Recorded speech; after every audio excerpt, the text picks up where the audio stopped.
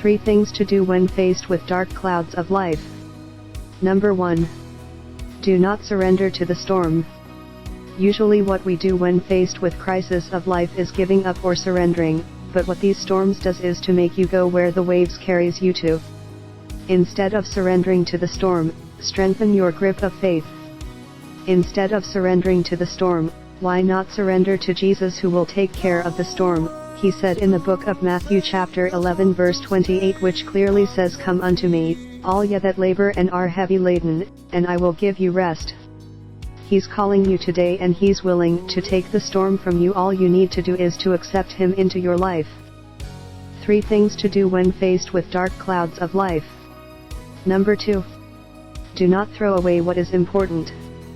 When we find ourselves in a crisis, we may be tempted to ditch the very things we need most, the things that are important to us. Under pressure, people can become forced to do things they don't want, but we must not throw away the important principles we have learned from God's Word.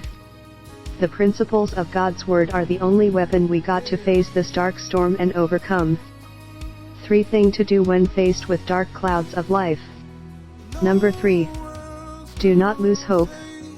One thing we must not throw away when we face crisis is hope. If we throw hope away, that is the end.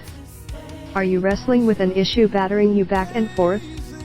Have you come to the point where you have thrown things out, and now you are at the point of losing hope? Remember, the sailors of Paul the Apostle ship finally gave up all hope because they forgot that God was in control. They forgot that God had a plan.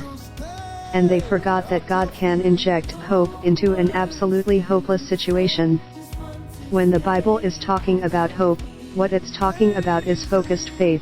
When you have a focused faith and have not lost you hope in your God, there's no storm that cannot be calmed, because your faith is built on the foundation of Christ.